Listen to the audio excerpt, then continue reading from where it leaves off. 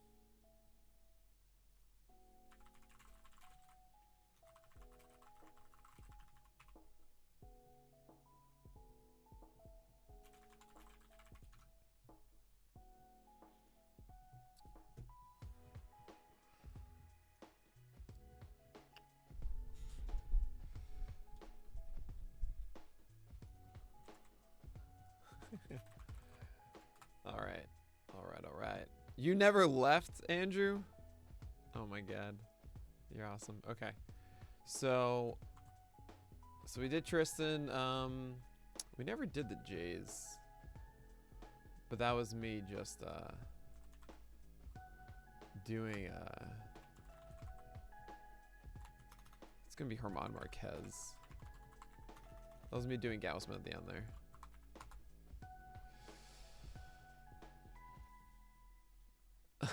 You were just waiting. Oh man, you're awesome, Andrew. Okay. So we went through all this, which is sweet. Great. Feeling good. Honestly, this is kind of good. I think this is a little bit high of a whip for Marquez. It's probably low of a strikeout rate. But this looks right as far as starts. Maybe more starts. Hasn't he gone pretty much 30 at least? Man, I always get so thrown off by this for whatever reason.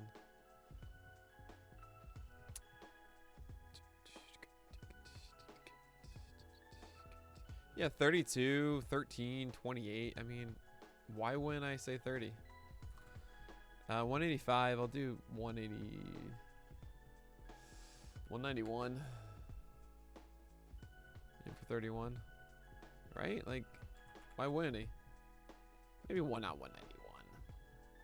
Yeah, he did 180 this year. Yeah, that's suggesting that he's going to be better than he is. So what do they give? 185? Sure, I'll do that over 31 starts.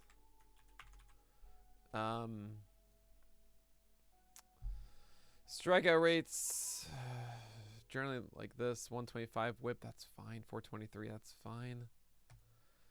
Yeah, this is fine. I just wanted to change that, I think. Herman Marquez is always going to be a mystery, and it stinks. It's based on a curveball and slider. Just, you never know what you're going to get with them. And of course, cores being a thing. Good strike rates, good batted ball rates, just the fastball as much as, you know.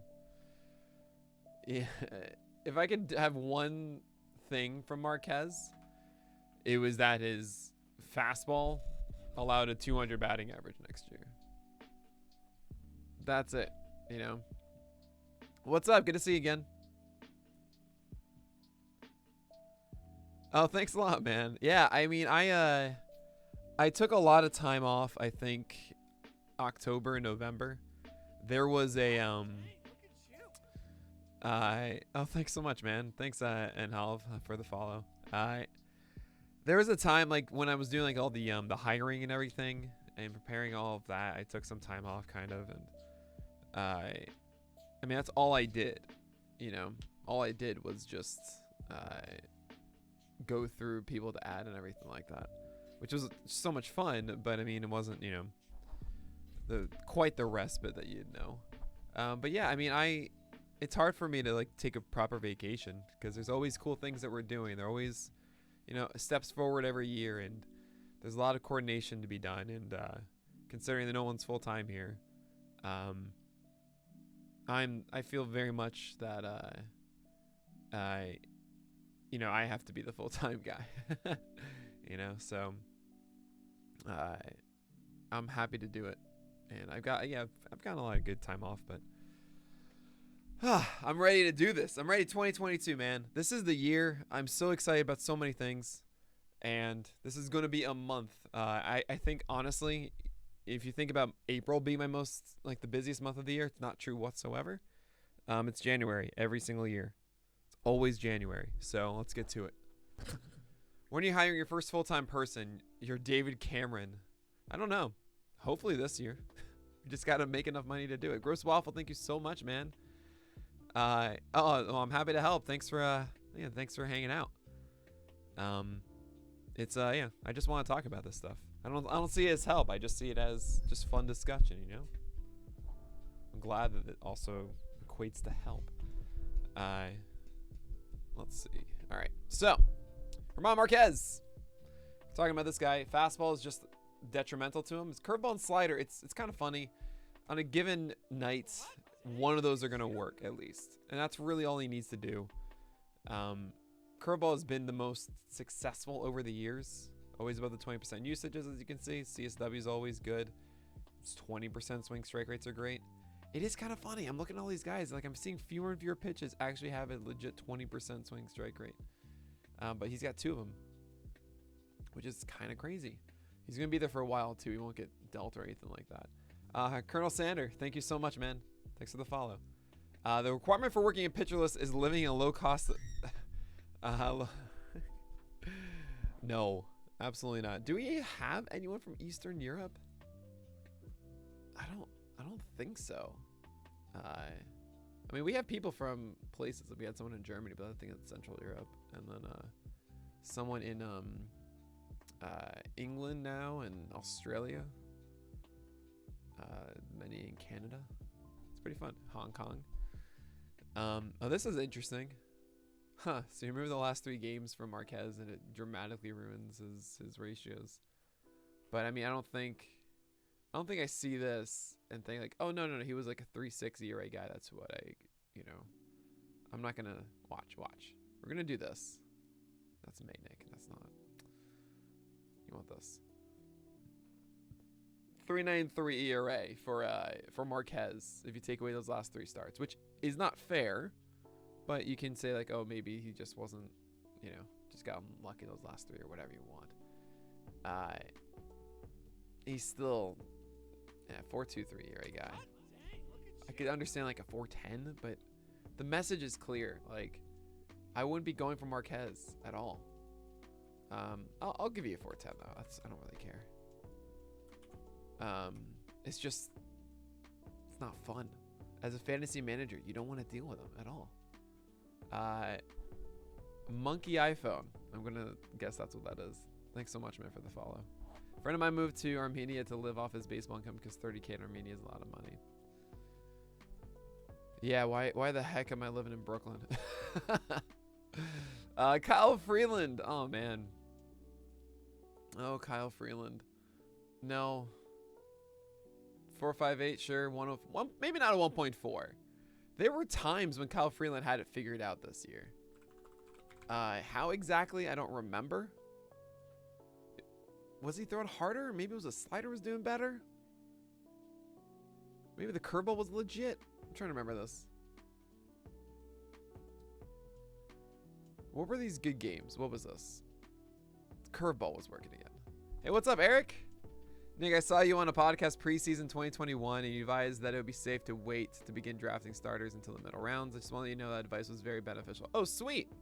Oh, I'm really happy to hear that, Eric. I'm touched that you remember, and then you're mentioning now. So thank you so much. I'm curious who you went for and how that worked. Yeah, Mr. Erroneous. And you know what?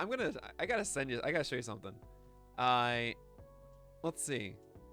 I think it was Pitcher List in Wayback Machine. Hold on. Pitcher list back in like 2015, 2016. I had a blurb I would always use. Let's go with 2015.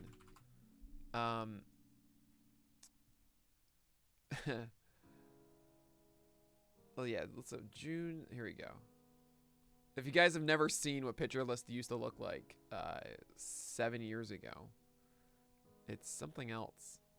You know, you gotta start somewhere, I guess. His business was making $200K per year, and he moved to Armenia so he can put more of his money into his investments. That makes sense. Today was a weird day. Dropping the handle. Okay, cool. So this is what pitcher list used to look like. Believe it or not. This is it. Pitcher list. Ta-da. Way back in the day. And the reason it's here.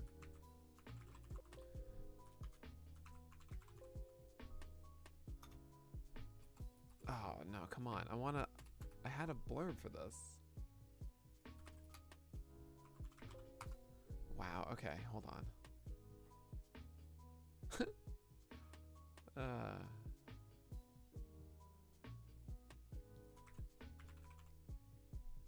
Yes. No. Yeah, here we go. This is why we're here right now. I used to write this every single time. It was my thing. Whatever the guy's name was, has limited upside, pitches his home games at Coors Field, and doesn't deserve a spot on your team. This should be the blurb for every Colorado starter. I used to say that for years until John Gray and Jeff Hoffman and Ron Marquez showed up. I couldn't do that anymore. But yeah, this is, I mean, I used to write these, originally I wrote them by hand, and then Brandon Lundberg did me such a solid by creating a little program that would create a text field of the HTML of these lines for me, which was great. And then eventually, I think actually just as recent as this past year, maybe 2 years ago, we started adding CSW and all these extra things to it too. Is that not true of John Gray or Germán Marquez? Well, I kind of want to bring it back, you know, and I might. I was thinking about it, but then Germán Marquez, I understand in some realms has value, and it messes it up. John Gray's in Texas now, so that's a totally different thing. I can't do that anymore for him. But yeah, I might, if Germán Marquez is so clearly like no chance, then yeah, maybe I do bring that back. I remember this. Curveball was just really good for a good amount of time. Slider, that's interesting, but it's really just getting whiffs on this curveball again. There's this here, curveball whiffs, like, oh, Freeland. And this is like, he hosted the Dodgers here, Kyle Freeland. You know, like something's weird and wacky. He left this one with a hip impingement. Then, yeah, we moved on, and he pitched this, and he wasn't there. He wasn't there, you know. So the curveball is the one that changed. All of a sudden, a 20% swing strike rate. Oh, Kyle Freeland, why are you doing this to me, man? This is a really good pitch. Look at this. 158 batting average allowed. That's really good. You know, moving away from the slider, I imagine, in those starts too, which not nearly as good. Fastball velocity, still down a bit. I remember when it is peaking. I think it was around here. I think that's when his changeup was. Oh man, when was the best year of Kyle Freeland? 2018. Okay. So it was 91.69. But batting average allowed was 231. That's it. Oh, nice. Yeah, Frank Stanfield, Chris Towers, Scott White. Those guys are fantastic. I'm fortunate to be able to hang out with Frank and Chris here in Brooklyn. They're such good people. You went with Giolito, Pablo Lopez, Corbin Burns, Barrios, Savali, Greinke. Nice. It's kind of funny. I'm not going to beat around the bush. Pablo Lopez I would have been very much in on. Barrios, Savali, Greinke. I know I was definitely favoring Savali. I mean, obviously, Greinke didn't work. And And then Barrios, I guess Barrios did work. I was thinking when you said that, like, oh, wait for middle ground pitchers. I was thinking, oh, you clearly got like Joe Musgrove. You must have gotten Sandy Alcantara, maybe some Zach Wheeler, all that stuff. I'm glad it worked out. But I still feel that strategy. It's twofold as to why I think it works for waiting for starting pitchers. One, I think people don't realize how much talent there is and ability. And they just know, like, no, I want the secure thing. You don't have to worry about it, and that's it. But there's so much potential for so many guys to jump forward as they do every single year. Kevin Gausman was around the late 40s this year, and he finished, top 10? Something like that. I mean, there really is so much possibility that's there. And the flip side of it is if it doesn't work, right? If, that's the risk you're taking by going after guys that are, the 30th starter off the board instead of the 12th or whatever. The backup plan is not bad, which is the waiver wire. And it's a thing that I emphasize every single year. It's like my number one, I don't know, talking point of every single preseason is this fact. Look at this. These were drafted past 260 in ADP, right? So, I mean, in the last round of your 12 teamers, or not at all. So pretty much not at all, right? I extended for like a couple guys. I think like maybe Robbie Ray was included in that. But Freddie Peralta, Chris Sale, like look at all of these pitchers. These are 24 that undeniably were excellent for your teams this year. The one thing I will say is Cal Gibson was great in the first half alone, and that's it. While Cal Quantrill, like you picked up later on. Same with Logan Webb. Logan Gilbert, you had to pick up later. You understand there's some finagling, but these all were definitively excellent for your squads through the year.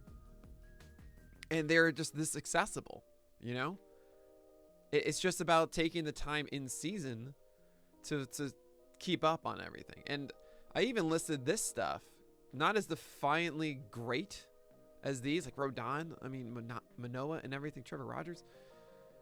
But these guys still made impacts positively if you knew how, if you did it right. And what I mean by that is it's not guys that have one good start here, one good start there. Each of these guys had stretches that we were like, hey, pick this guy up. You want this for a good month or something, or 3 weeks. And then they do poorly. So then you get so then you have a starter who goes, 3 for 4 or something like that. That's great. I will take that all the time, And that's what all of these guys up here did. It's wild to me. Yeah, there you go, Eric. And that's because you waited and then you put yourself in a position where you're actually going after that early on. Imagine a scenario where you have all these pitchers and whatnot, and you're like, okay, I'm not going to spend my bench spots on pitching because I feel like I'm set and all that. What happens is that you don't get these guys because you're holding on to that one guy you think is, he's going to be a 3.70 ERA this year. I'm fine with that. And you accept that mediocrity. What you should be throwing that 3.7 back and trying to get one of these excellent guys instead. You could have gotten Adam Wainwright if you were like, you know what, maybe this guy isn't that great. You have to put yourself in those positions. So take risks, make mistakes, get messy. You'll be so happy you did. Defender, thank you so much, man. It's wild seeing you guys. It's January 1st. It's a Saturday night. I didn't really expect anyone to show up, and it's cool to see all of you guys here. So thank you for being a part of it. Just on a whim, whatever. I want to get some more work done. So let's get some more work done. Kyle Freeland. Do I think the curveball is going to come back and still be great? What was the strikeout rate this year? It was 20%. It was not 15. It was 20. I think there's something to it. I'm going to make him a 19.5 just for that reason. But I can't really budge on these. Not too much. I'll give him 1 point. I'll give him 137. Just because I think of that curveball getting better. And then it shouldn't get worse from the 4-3-3. So let's go with the 4-4-2-8. Ta-da. Right? Mr. Erroneous, you get it. Now, keep in mind, this is more so for 12 teamers than 15. When you get deeper leagues, it's harder to find that stuff, even though there are a lot of good streaming opportunities. You know where to look. Yeah, exactly. Robbie Ray. But I preach to the common man, you know, the 12 teamer. And it's really, really important that conversation happens, because I think it's not said enough. I think too many people settle for a Toby, for like a middle road guy, and you should just be taking chances and making mistakes. And sure, you will get burned by a guy or two. It's going to happen. But the upside and the benefits you get from it heavily outweigh those few disaster starts. Everyone's gonna have disaster starts too, by the way. Like there's this, I like that there's this idea that if you get an ace, you know, a top 20 guy or something, like you're not gonna have disaster starts. Garrett Cole had disaster starts. You know, you don't end with a 3 ERA by not having disaster starts, right? If you have a 3 ERA for every shutout game, then you got to have a 4 ERA game, right? Or 4 and run game. It's just what happens. So you have a formula for projections. Exactly. These are not projections that I've made. These are with my staffers, Aiden Hall and Frank Bruni. I will say their name every single time. They deserve it. They've been working super hard. And then they made this, and then I'm adjusting from it. It's really great. There are more things inside of this. I've hidden a lot of columns. You can kind of see D, F, G. It's not the correct order. I'm just doing the higher level ones, and then they kind of adjust the other ones based on it. But yeah, this is they made the foundation. I'm just kind of tweaking here and there for certain guys, and you know, that's that. So that's Freeland though. I think we're good here. Antonio Centella. Oh my God, it's been such a peaceful winter, not thinking about Antonio Centella like at all. He keeps me up at night, man. What do you call like a cheap cherry bomb? Like one that isn't as explosive and destructive, or I'm sorry, not as expensive. Like a little mini destroyer of worlds. I mean, all right, yeah. I feel like this is exactly who he is. Yeah, it's fine. I'm fine with this projection. He's gonna get more starts than that, though. That's the one thing. I don't see why he gets anything under than 30 unless he's injured. You know, he just went 28 with 156. Like, he's not gonna go down. I'm gonna go 29. I'll go 30. Let's say is an average of 5 IPS. That would be 150. So let's push him a little higher than that. A third extra out an inning would be 160, right? So 162.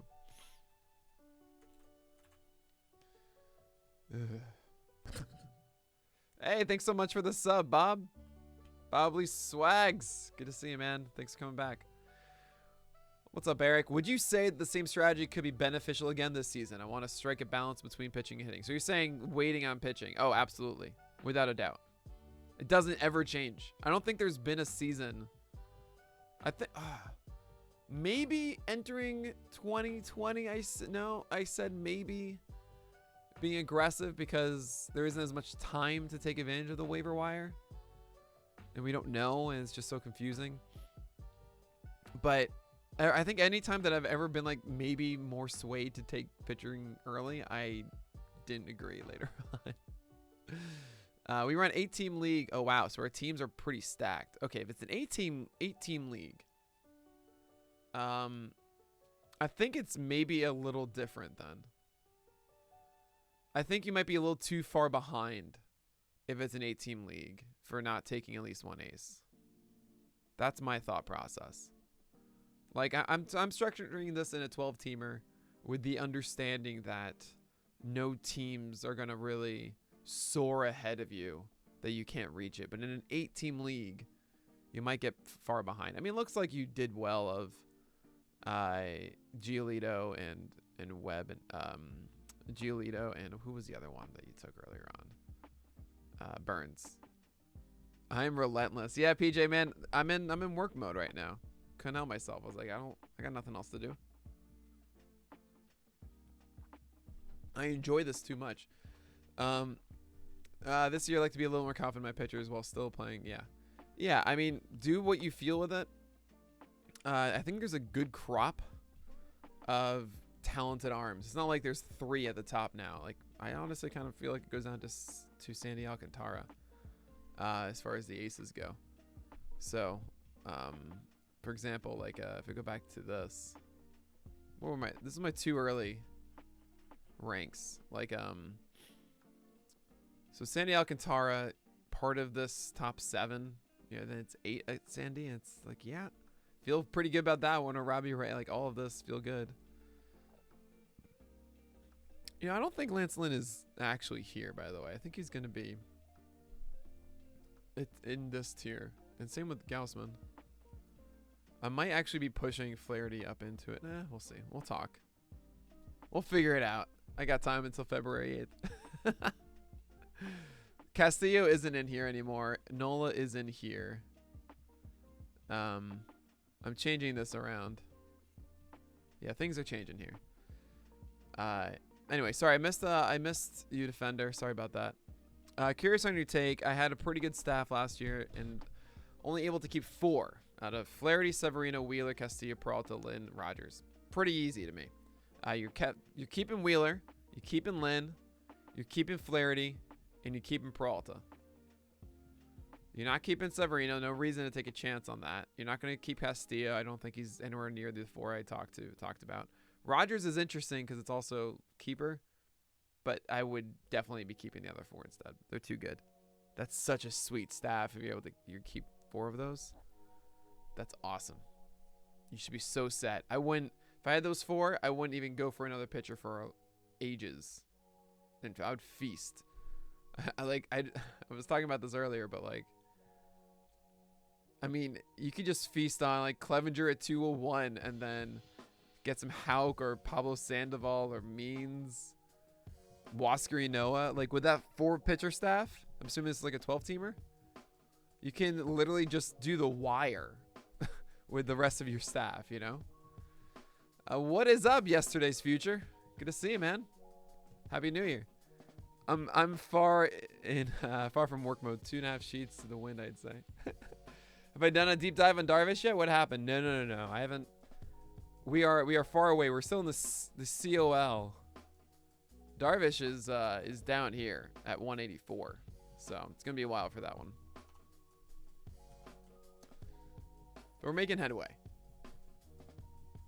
I don't think I'm changing this from here. So Austin Gomber is so intriguing. I mean, if you guys remember, he did really well. What's your I haven't looked take on Darvish? Frustrating. He's the premium cherry bomb. My feeling is, my heart says that Darvish is going to figure out the sticky stuff situation for this offseason and be good heading into next year. My brain says Darvish has always had a yeah, but, and I kind of don't want to deal with it anymore. And, you know, if I'm a fantasy manager, I just don't want to draft Darvish because I won't feel confident. I mean, I'll start him every single time. He'll drive me up the wall a good amount. I know at the end of the year, especially in a roto league, I'll be super happy with it. But he's going to drive me nuts. What's the best time to select a catcher? I usually select catcher last. I mean, my views on catcher are Ricky Bobby. Either take the first or you take the last. Gomber only Rocky worth drafting or not even worth it. I don't think it's worth it. I don't. It's just too risky of a play. Something I really want to emphasize when it comes to my drafting philosophy. I remember hearing, and I thought it was a very interesting point. There are hundreds of players. There are, in your fantasy drafts, I'd say about 120 worthy options or something close to that, right? You don't have to potentially draft 120, right? You can just ignore some guys. I don't care how late they go. You can just flat out not do it. And those that I would cross off the absolute do not draft, not even like at a price, just do not draft. Those players are ones that I will never feel confident in. They could go 2 months straight of dominance, and I would still say, but he's in cores. And because of that, I don't want it. You know? I wouldn't chase it with Kyle Hendricks. I wouldn't feel confident. He's on my do not draft. There are signs that point to it not really working out anymore with him. Large swing strike rate drops, I believe, was on the curveball and the changeup. The fastball got hit a lot harder. It's not looking great for Kyle Hendricks at the moment. And I feel if you want to find Kyle Hendricks, you can find it on the wire in season. Just got to know where to look. Get James Kaprielian instead of Kyle Hendricks. You'll be much happier. You'll be like, seriously, where's Kaprielian going? Where was he? Like 300 something? Yeah, he's going to 328. That's the guy I would get instead of Kyle Hendricks. Like, where's Hendricks going? 285. Why? I have no idea. Much rather have Marco Gonzalez. Much rather. I'd rather have Jameson Taillon and Jesus Luzardo. Take a chance on those guys. Oh my God, Carlos Carrasco 312 is such a. Yeah. Oh man. Okay. Take chances, guys. Like, when it's this late in the draft, like it's beneficial to you to get a guy that you'll know early on how they're performing and going. I hate that. Way better at home and core is like, oh God, I hate home road splits. I hate all of that stuff. It's just,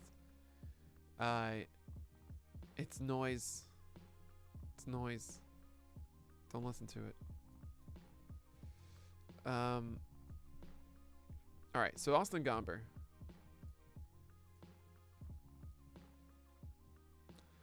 No. When it's reversed, it's not noise.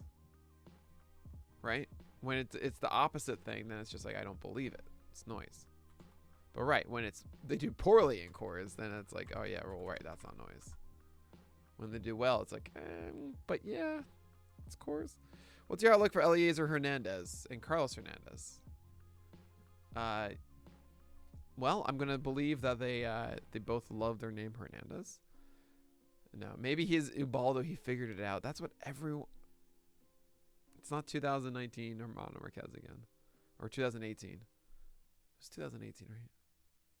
Yeah, 2018 Marquez. But anyway, outlook on Eliezer and Carlos. So both are very interesting. Carlos to me is the one I'm more intrigued about because he has a larger skill set than Eliezer. Eliezer is pretty much a slider first guy with a pretty pedestrian fastball and maybe sometimes a hint of plus with his changeup. But he's not someone I would be trusting in the slightest, Eliezer. Not to mention there are so many options in Miami, and it just makes for a tough battle for him. As for Carlos throws hard, upper 90s, right? Mid to upper 90s, which is great. Good skill set to have. With 2 breaking balls that actually could miss bats. The command is the biggest question, and sometimes we never see that come to fruition. It's also a very risky proposition in season to bank on command showing up because it can show up one time and then it goes away, right? But he's certainly interesting. I think the Royals are going to allow Carlos Hernandez to get some time. So I'm certainly going to be giving a look to them. I'm excited for whenever it is that I Or maybe I'll have a staffer do it. Oh, that'd be so great if I could have a staffer do it. Just analyze the first couple weeks of the season, and have those ready for the top 100. I mean, it's really weird because I'm going to be crafting that top 100 or top 200 without all the free agent signings and the lockout still going on. So the number 5 and number 4 guys can change so fast. I'm like, oh, hey, there's a sneaky play of this guy who's going to be the number 4 starter. And oh, no, never mind. He's not the number 4 anymore. He won't get that start against the Pirates, you know? So we'll see how that goes. But yeah, maybe Carlos Hernandez finds himself against like Cleveland a good amount in April. We'll see. All right. So Gomber, if I remember correctly, was cruising in the middle of the year. So he had this. This was the famous start for DFS Twitter. We should have known that the Giants hit lefties. Yep. We thought the Giants weren't a good team. We thought that Oracle Park. I just remember everyone going crazy about that because, hey, look, Gomber isn't so bad here. Not so bad. Look at that. But then, and then Arizona. I mean, I remember actually, I think he was my streamer of the day. I forgot. I got burned. I just remember how Twitter responded to it. It was pretty funny. But then, of course, this is what happened. 1, 2, 3, 4, 5, 6, 7, 8 games straight. I mean, this one doesn't really count. So 7 of 200 runs or fewer, which is pretty dang good. Huh. Side note that the Rockies get 0 for a John Grain story. I know. Rockies are just so bad.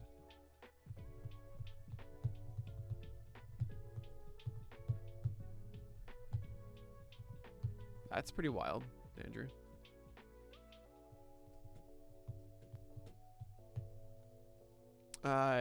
So the question is, can he do this thing again? And this thing was essentially sliders or change. What? Changeups? No. It wasn't a changeup. It was a slider, I thought. Oh, maybe it was a changeup. Whoops. I thought it was this, yeah.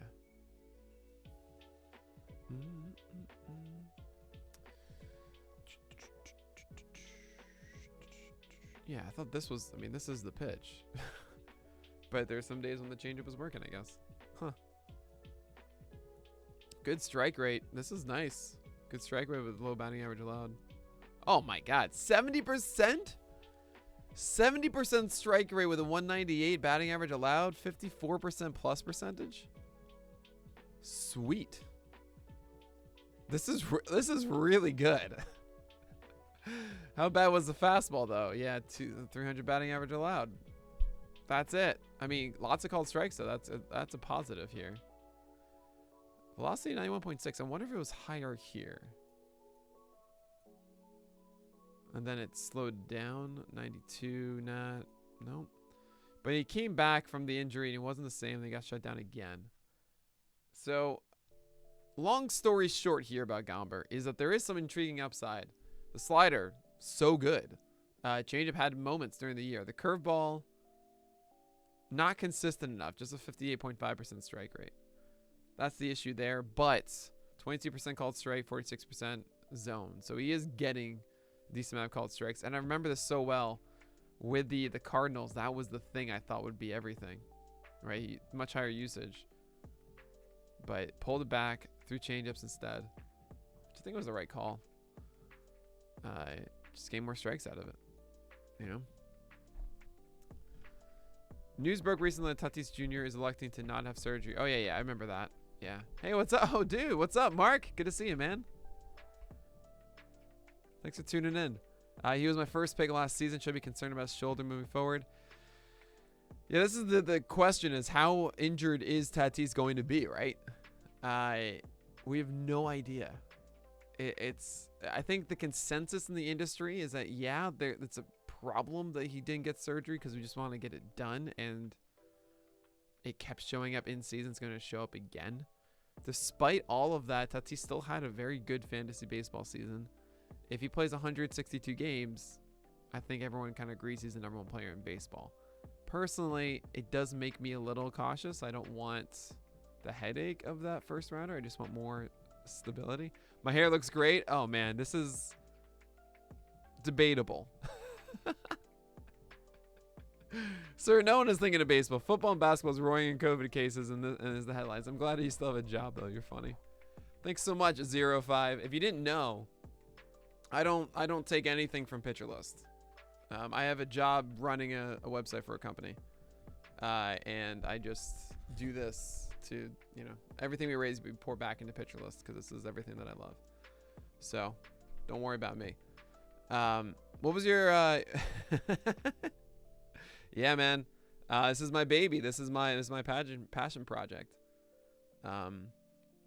What is my career? I mean, I see this as my future, you know. But yeah, but I make a living running a website for a company that I've been doing remote for about 10 years. So in that time, I've built Pitcher List. Would you say Vlad Jr. is worth a #1 pick? Yeah, I mean, I think there's about 5-6 guys that are debatable for it, right? You have Vlad, you have Soto, you have Trey Turner, Acuna not anymore because of the injury. You have Tatis. Theoretically do Shohei Ohtani, especially if he's dual eligible in your league. I mean, I think he's actually is the #1 in that case. But yeah, you can absolutely say that. Do I code or update? I initially built WordPress sites. That's why they brought me on. I actually initially came on to run the team, and then was pretty much given all control of a website. Rebuilt it, you know, learned how like WordPress works, got a good theme and adapted it and stuff like that, then did it a second time. And then I came on to a larger project with them, built that site. But now actually they got a whole big thing and I'm just the one who knows how it all works. So I don't even need to like code or anything like that. I don't do any of that for them. I just maintain and update, yeah, and communicate. I'm a product manager essentially for them. You want to see my projection on Freeland? Oh, I'm sorry. 428, 137, 27, 161. Yeah, I didn't really change too much. Never ends. Never ends 0. But yeah, thanks for the love on the hair. I've actually said that I'm considering not shaving or cutting this hair until PL7 launches. Just because I know like I'm gonna have no social life anyway. Between now and then. Oh, thanks so much, man. I appreciate you a lot. But you guys don't understand. I had long hair in college and it just goes out. And I hate it. I wish it were like stayed down more. But it's just a lot. I grew your pandemic hair out. I just had a trim. Oh, I'm sure you look good, man. But yeah, thanks so much for the support, seriously. And I truly mean it. We don't have any investors or corporate board or anything like that. It's just me, and I've been so fortunate to have. I think we have like between Cubulus and Pitcherless, it's close to 200 staffers. It's not quite there. It's like 190 and something, but it's crazy. But yeah, it's wild. Everyone's part-time, you know, and everything we raise again is about creating the coolest baseball experience on the internet. And you will see what PL7 is. Oh my God, that's going to be something. Anyway, so for Gomber, it's going to be more than 19. I'm going to give him a 23 for 140, I think.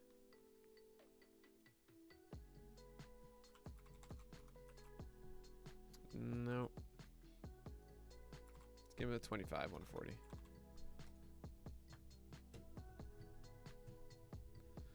Yeah, this is so I mentioned it before in the previous stream. This does not have, this was updated on the 23rd of November. I meant to get, I totally forgot to get an updated version post lockout, and I didn't. So hopefully I'll be getting that this week. And I'll have to change some things, of course. As far as this goes, I'm going to kind of leave this.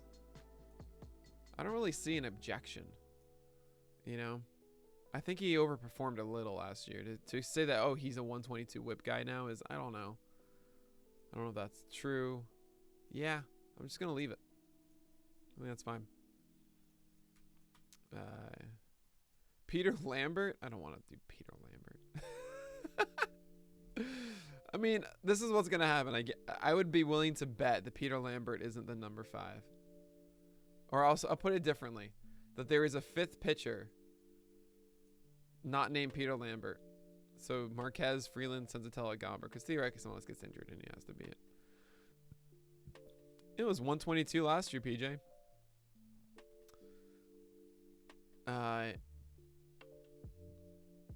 Yeah, they'll sign someone. You know, that won't have another thing like, I guess I'll go to Coors, you know. That's the hardest thing for the Rockies to do is to sign pitchers, so. I don't want to do this one. I think this is just a waste of my time. So I'll just say it's good and move on. Oh, Casey Mize. Where's Envita? Let's actually do this here. Oh yeah, here's old pitcher list again. Way back in the day. If you clicked on Clayton Kershaw, is he gonna have it? Come on, you can do it. So what player pages used to look like. Oh my gosh, that's right. So, right. Okay, so some fun things about this. I made all of these by, I think at the time, grabbing the ESPN headshot and then writing the name underneath. Like I literally was in Paint and made these names for each individual headshot. I spent a good amount of hours doing that. Then I came up with this thing, VPR and VPRS, which was volatility of ERA, and then this is with strikeouts. And I felt like because we couldn't do GIFs in 2015 because MLB shut us down in 2014, that this was thing to come back to. But I had no way to update it in season because I did this all by hand. So these player pages weren't really much to write home about. Nowadays, we got this. Oh my God.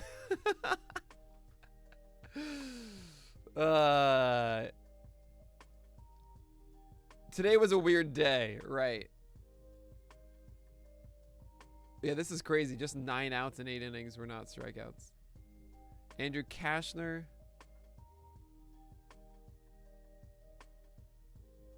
He allowed 10 hits while striking out 10. That's why you don't do K per 9, you do K percentage.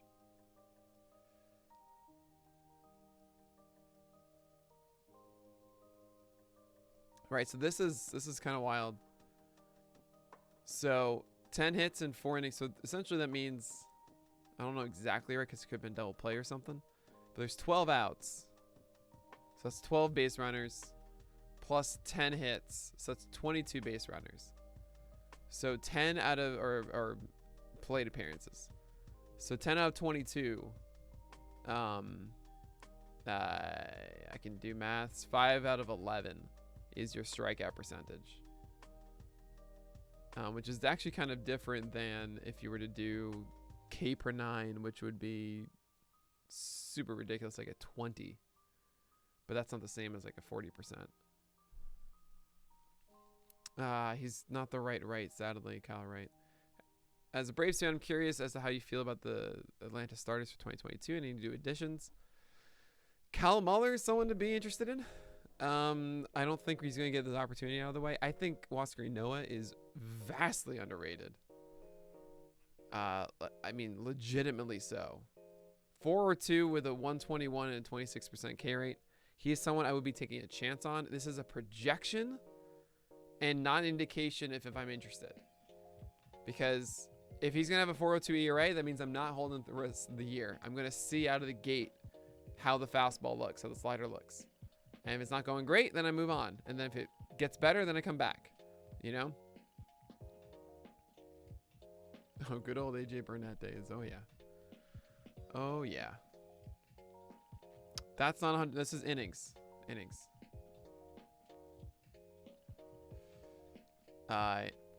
That's just because we don't know how much they'll toss Noah out there. You know, he might be limited because he hasn't had the full year yet. Yeah, I don't do the I just do the rates. Cause then I got if I'm doing innings, I do innings and rates, and like I don't really have a reference point for strikeouts total. So I do the strikeout rate and then innings, and that would make the strikeout percentage kind of if you combine it with the walk rate, right? I mean, it's not exactly right because you gotta do hits in there too, but whip essentially does. I'm gonna keep moving on, guys. All right, Detroit. Let's get through Detroit. Enough blast from the past. Casey Mize.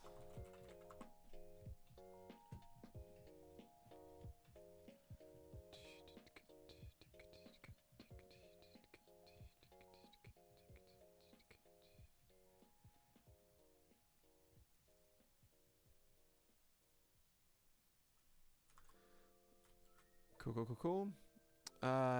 So here's, oh, look how good he looks, right? Looks amazing.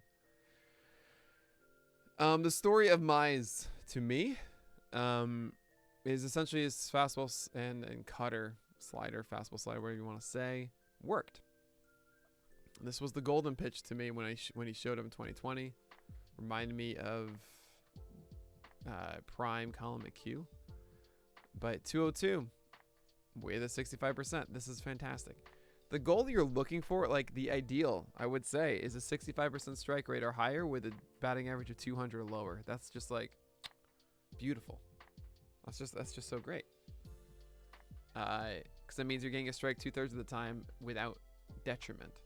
You know, I mean, what was the bacon on this? 258. Oh, it's fantastic. That's such a good bacon. Prime bacon. Just cooked just right. Is a post-hype sleeper. Well, here's the problem. I don't know how he gets better.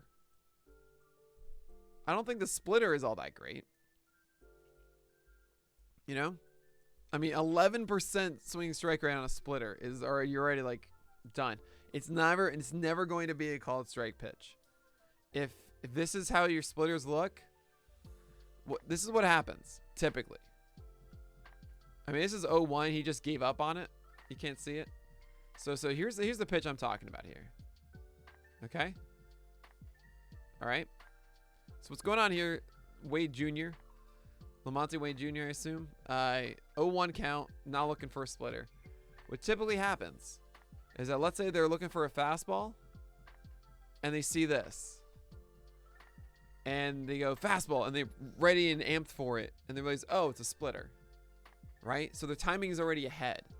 But when it's up and in the zone, it means that if they slow down their swing enough, the bat will go straight through where the ball goes.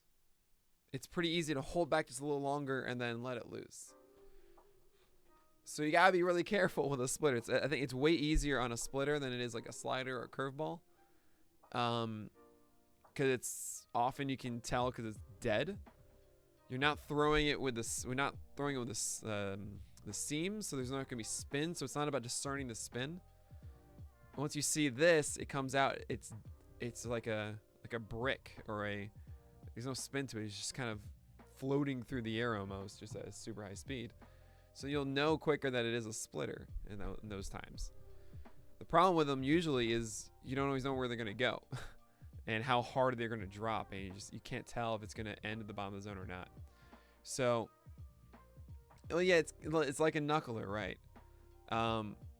So it's essentially it makes it easy to knock them if they're in the zone. Oh, thanks a lot, Paragus. So you don't want to high.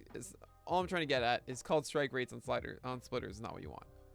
So is it the curveball? Is the curveball really going to be that pitch? I don't think so. And I don't think Casey Mize gets enough out of his four-seamer and cutter. Unless this pitch turns into an actual swing strike rate pitch and O swings above 30%, essentially showing that he has a strikeout pitch, the thing I missed on Chris Bassett, I don't think the cutter can be that. Have I ever had any pitching-related surgeries? I haven't. I've never had a major surgery, but there are times I feel like my right arm needs Tommy John. I felt forearm tightness and everything. Even hints of carpal tunnel lately too, which sucks. But yeah, I'm sure my terrible mechanics and throwing did no favors to my arm. I mean, if he's mixing a four-seamer and cutter, curve just seems like a logical third pitch. Yeah, typically. I mean, splitter too or a good changeup. But it's not necessarily about like what logically would do it. Is like, does he have one? You know, I don't know if he's gonna do that. So this is kind of why I grouped him in with Cal Quantrill and then with James Kaprielian. I think there's a lot of hype about Mize for a lot of reasons, and I don't think the skill set really speaks to it. I won't be, Eric. Rick Graham has been doing it for years. It's, in my opinion, there's no one better ranking relievers in the business than Rick Graham. His saves plus holds list, I think, does not get nearly enough praise in the industry. And he'll be doing that, of course, tenfold. He puts out 3 lists a week. You know, he puts out the relievers, the holds, and the saves plus holds, which is crazy. If his pitch is a splitter, he can learn a swing ball and have that as his curveball. Oh yeah, you love the splitter. You love the swing ball, don't you? Andrew, would you like to explain to everybody what a swing ball is? Yeah, it's the best pitch in baseball. Can you explain what it is? As I go through and change this Casey Mize. Actually, this is kind of good. I'm going to give him a little better. 410. That seems right. That seems right. Yeah, that seems right. I do, PJ. Keep in mind, I'm waiting for the free agents to be updated later this week. All these free... I know this. This is Robbie Ray and Gausman and Scherzer and Lyles. Sclafani's staying in San Francisco. Stroman's in Chicago. He's in Boston. He's in Chicago. He's in Texas. He's in St. Louis. So on and so forth. We're going to get an update.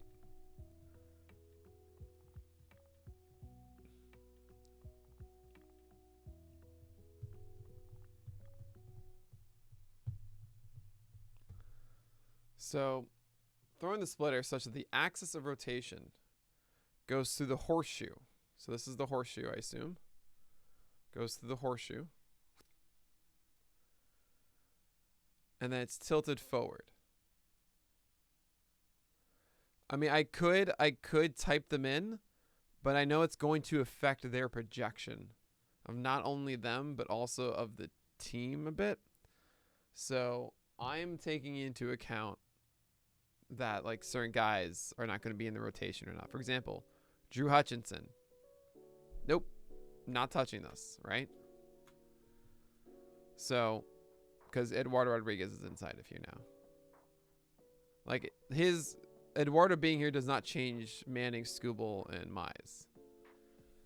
Oh, Matthew Boyd should be kind of here. Depends on when he comes back from Tommy John.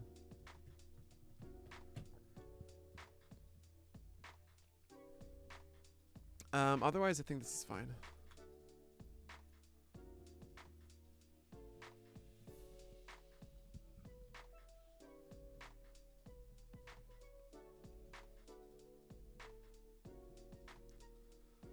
Now, Skubal is an interesting one. boosted in all caps. I think that's hilarious.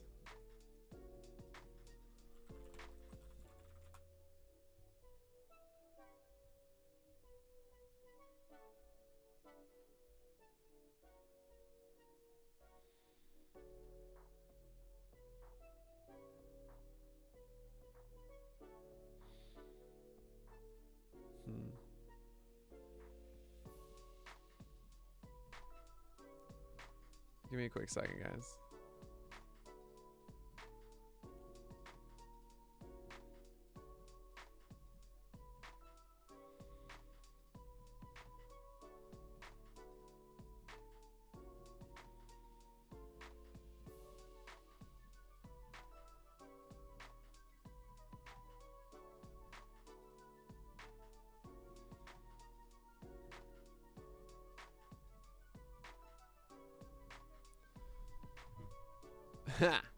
Yeah, dude. Okay, so I've been like, you know, hunkered and all that kind of stuff. Like I have no plans to like leave my apartment. And I just saw today, like, what was it? Like 40,000 confirmed cases yesterday. What? I mean, I'm boosted. I go outside double masked, you know, double vaccinated. All that stuff, but man, I know about Omicron being, fortunately, less damaging or less life-threatening. But it's, you know, yeah, it's not great here right now.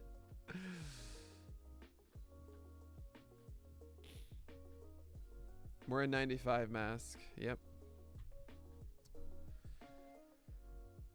Okay, Tarek Scooble. I'll be fine, guys. Don't worry about me whatsoever. I'm worried about all the other people. 65% strike rate. Not the best average allowed, but that's pretty impressive, honestly. And I think there's more room for improvement with it. You know, I think it was a better pitch. Like 15% swing strike rate in 2020, which is really good. Did not lose velocity on it. And then in the season, I remember this distinctly, slider and changeup were coming to fruition. They were really coming together. 68% strike rate, 200 average. That's what's up. That's what's up. Oh, terrible strike rate. I saw the batting average of allowed and I got excited. And then, oh, God, what is that, Scoobs? Get it together, man. Get it together. But Nick, it's a 31% CSW. That's right. But inefficiency. Inefficiency. Inefficiency. You got to get more strikes with it. But hey, it's development. You know? Terrible O-swing, too. Oh, man. I mean, this is a really good understanding of this, right? A low strike rate percentage, but a high CSW. That should pretty much tell you that the O-swing should be low. If the O-swing was high, that would mean that he's getting strikes when it's not in the zone. But he's obviously not, right? Show the people the GIF. What GIF do you want? Did you send me a GIF? You sent me a GIF. Oh, did I make this? Maybe not. No, I didn't. So this is what you're saying. So with a horseshoe like this.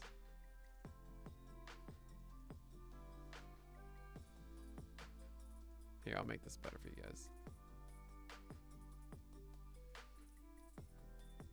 Oh yeah, so that bends this way. Dang. So, okay, so there's tilt on this. Keep in mind. This is coming out. Right? You kind of see it from this angle.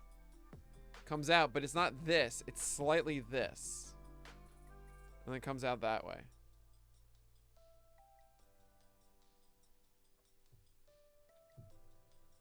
That's so filthy. I know this is selective, but Scooble's last 3 starts of 21 were down on Ks. Oh. That's actually a really easy answer. Because he was removed. I mean, okay, 2-2-1-1-1-1-2. That's a good point. Didn't think about that. I mean, he was just limited here. He was pretty much told to go easy, my understanding. In his final starts, he ramped up the velocity, though. That's interesting. Huh. Well, slider wasn't as good. Yeah, slider failed to get whiffs. Wow. 0 for 25 across 2 starts there. You know? Oh, that's a good question. We can find out, actually, pretty easily. I think, actually, I can do this, too, right? I can do this, too. It's just not as... I want to fix this. I didn't put it for the roadmap for PL7 though, and that's my fault, guys. K percentage 27% if you ignore it. Huh.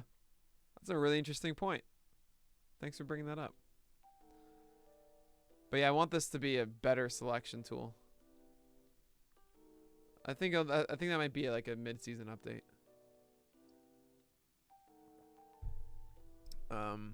This isn't gonna. Yeah. Oh man, there's so much of this page that's not gonna look like you see it now, which I'm so happy about.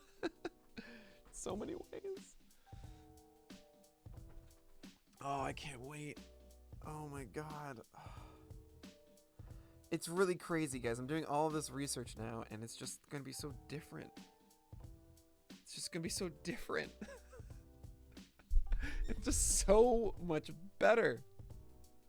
Oh no, yeah, no, I didn't. You know, I didn't. Yeah.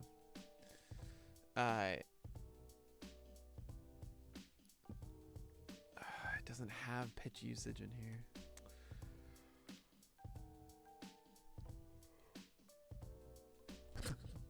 Excuse me.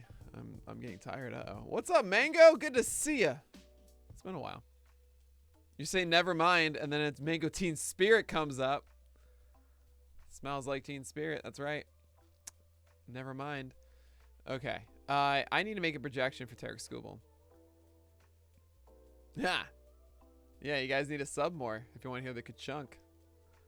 I believe Skubal is better than a 4.42 guy. I think he's a 4.05. Actually, I think he's like...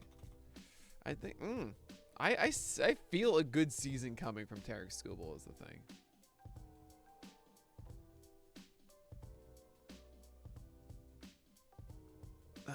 This is such a hard one. I'm going to do a 4.02. This seems right. I think he's going to start a lot. I'll do that.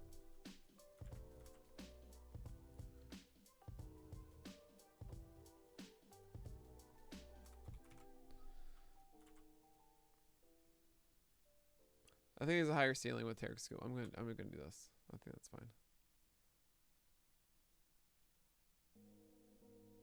Correct age coming along.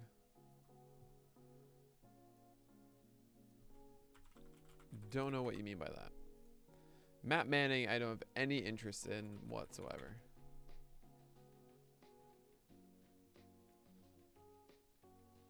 Oh yeah, I think he's an ace in the making too. God, Matt Manning, you were so bad. Just nothing. This was it's funny, this is the pitch I was excited about when it was coming up, and it just was not anything. I think there were like 1 or 2 games though when it clicked. Like here. But it just, no. Oh, he threw 94.5 there, so he threw hard in his last game. Yeah, whatever they have here, I'm just gonna leave it. He'll probably get more starts than this. 20 more. That's a really good IPS then, right?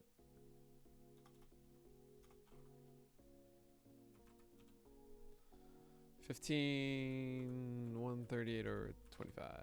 Yeah, let's do that.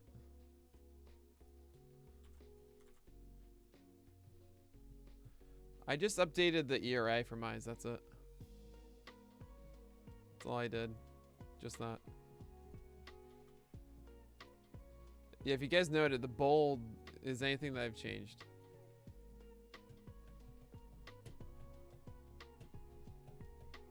Oh, I think I changed this for Gomber, didn't I? Pretty sure I did.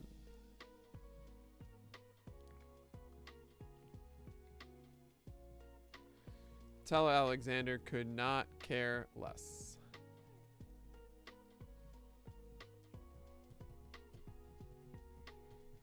All right, you know what?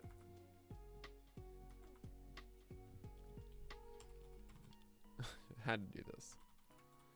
He's not this good.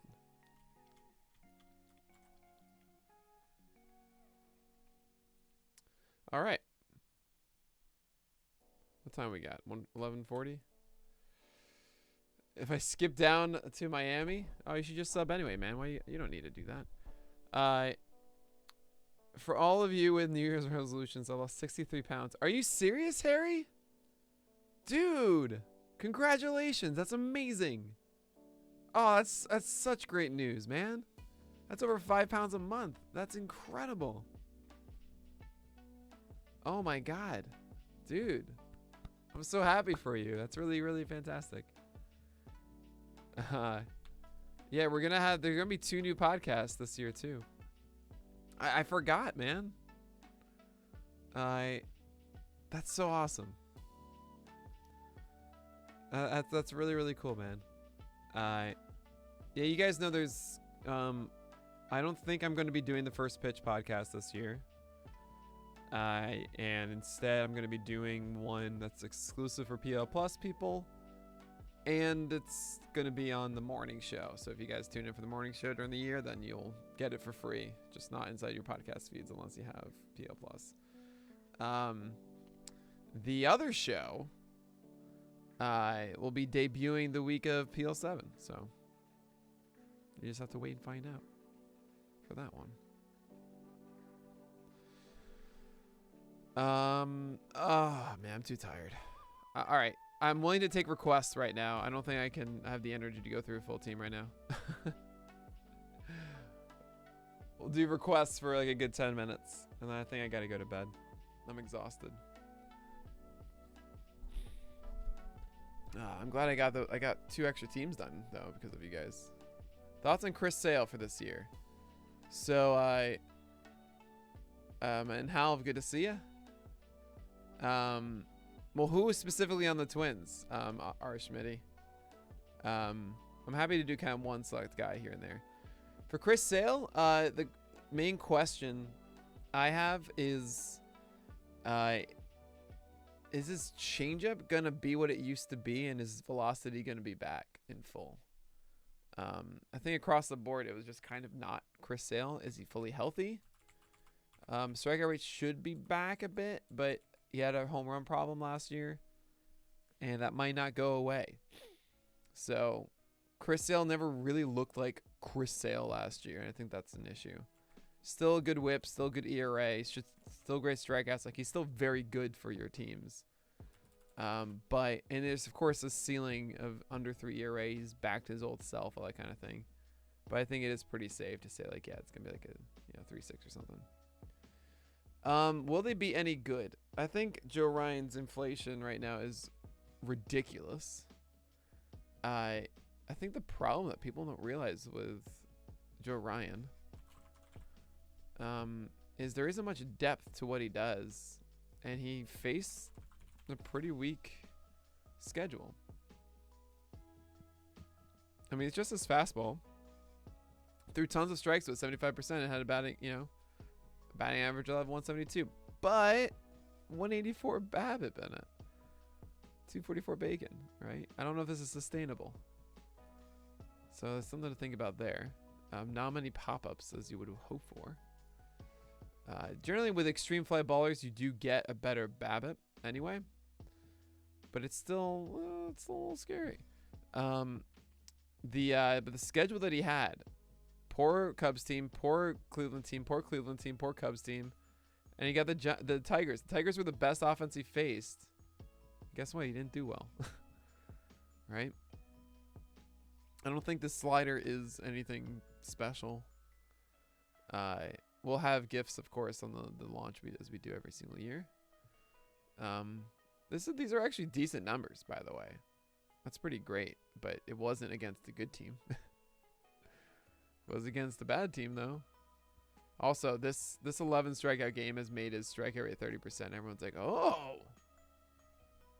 It's like, dude, one game. So that's weird. I think Bailey Ober doesn't get talked about at all, and it's weird because I think he has actually some hints of being legit. Four-seamer is a good pitch. I think it needs some help, but there are times when it can take over. Meanwhile, when the slider shows up, there's a reason why I call him Bailey Oberizzi. You can see in this one. Nope, that's not the game. Where's the game I'm thinking of?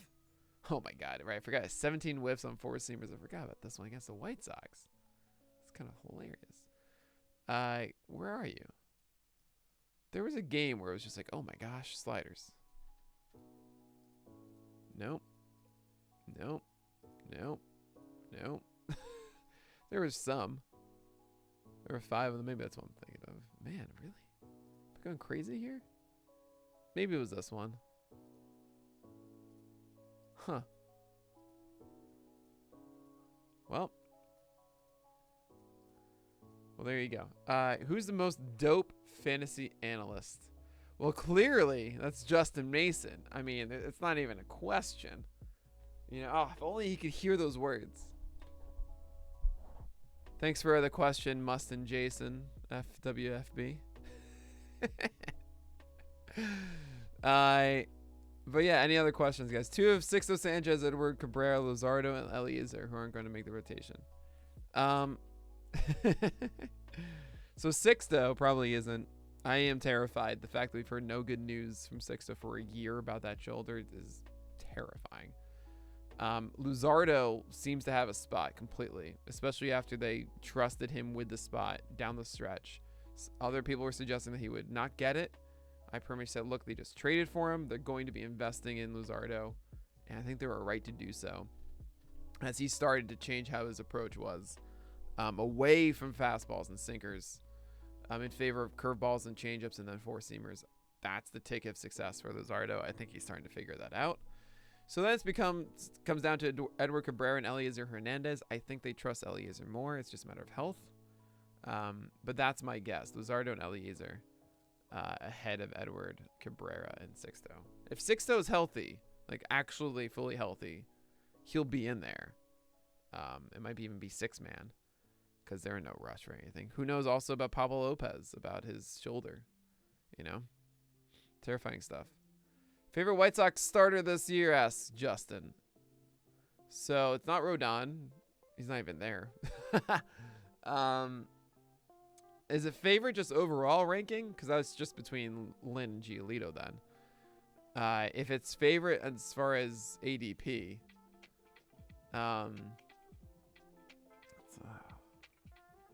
it's tough. I think I think Lynn is going after Giolito, if I saw that right. Whoever's going later between Lynn and Giolito is the one I'd rather have. Yeah, it's Lynn after Giolito, so it's not this large of a separation for me at all. Giolito's changeup goes in and out, and it's annoying as heck. How do you possibly have time to scout these pitchers during the season? Wouldn't you have to watch every game every day? Ah, Eric. No. So there's 2 things. One is thanks Justin. I'm happy you approve, man. Hope you're doing well too. Happy New Year. I hope to talk to you soon. And by the way, I purposely sent out the email for PitchCon when I did to make sure that you didn't schedule Podpalooza then. I meant to do it earlier in December. Hope it didn't put any wrench in your plans or anything like that. But I wanted to make sure that you didn't, you know, that I know there's a lot of things that go on and stuff, so I didn't want to do that for you. But anyway, how do I have time? So I do 2 things. I do the roundup every night. And with the roundup, I have my system of going through every game on Savant. And essentially, it's a case of I will watch the stuff through the second thing, which is Baseball MLB Film Room, which has all the things. Oh, All-Star break. Oh, that's a great idea, Mason. Good stuff. Cool. Yeah, it makes it also the hectic time of draft season way easier. That's a great idea, man. Love it. Just don't make it about football for anything. Please, just don't do that. Just don't make it about football in July. That's like the last semblance we have is right before the All-Star break is usually when people shift. So I want to hold on to it. But yeah, so when I do the roundup, I'm looking at Savant, and because I've run these every day, I have an internal understanding of everybody. Like, what was the last start that I wrote about? Oh yeah, that was the one where Bailey Ober had 17 whiffs. Right. You know, baseball only good. So that means when I look at Savant, if I see something, like, it'll help me. It'll say like, hey, he's throwing 95, and it'll have an up arrow, 1.1 harder than usual. There'll be like interesting things, like, oh wait, he has 12 whiffs on his curveball. Like, how does that look tonight? You know, and so I'll like quickly jump through the game and like watch stuff. So I don't watch everyone, and there's certainly times when I think, I haven't seen this guy in a while. Like, I need to go back. And it's a detriment. I wish I could watch everything every night, because then I would feel like I would be a better analyst. But I do as much as I can. And it usually the SP roundups take about an hour and a half to 2 hours because of that. So yeah, 11 to 1 every night is pretty much when I do them. So, I mean, that's how I do it. You know, I see it kind of like you need to sharpen your sword. You have to stay at the top of your craft. You need to keep practicing your jump shot, you know. I got to keep watching the stuff. Was Toronto the worst possible landing spot for Gausman outside of Coors? Yeah, I think that's right. Wasn't great. It's not the worst. I think the worst would have been like Pittsburgh or something. Why? Because at least he's gonna get wins. Wins is 20% of fantasy stats, which I ignore all the time. But yeah, that's a thing. So, I'm not even looking at wins with this. I should be considering wins. Whatever. But yeah, wins are a stat. So Toronto at least helps that for Kevin Gausman. Not a great spot though. Absolutely not. But anyway, guys, all right, it's getting close to midnight. Thanks a lot for tuning in.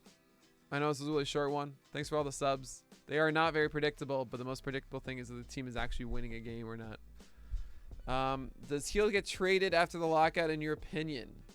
Debating what to do with him. Maybe 10 to 15 starts at best. If you're on a dynasty team, dynasty league, yeah, like you said, Heel will get starts because the Yankees are not going to have a fully healthy team. It always happens every year. They depth is a very important thing, and I think the Yankees do like that Heel provides some depth. Unless the team is really believing in Heel and wants to like let him loose, kind of like Josiah Gray, for example, with the Nationals, then maybe they can make a deal. Maybe he goes to Oakland. I don't think so, but we'll see. Otherwise, I think the Yankees will value the fact that they have someone that they can trust to throw out there while, when the season gets rough, because it happens every single year. What you should do with him, though, is a standard 12-teamer or so is not someone I hold on to. That roster spot for 10 to 15 starts, are they going to be that amazing? I'd rather just be fishing for other things. Get your Adam Wainwrights, So I wouldn't do that there, but your league is a very specific thing. All right, I'm gonna go, guys. I'll be back tomorrow, probably tomorrow night, like probably the same time, like at 9 o'clock, 10 o'clock, something like that, if not earlier. So have a good night. Thanks for tuning in. Happy New Year to everybody. You guys are the best. And as always, may your BABIPs be low and your strikeouts high.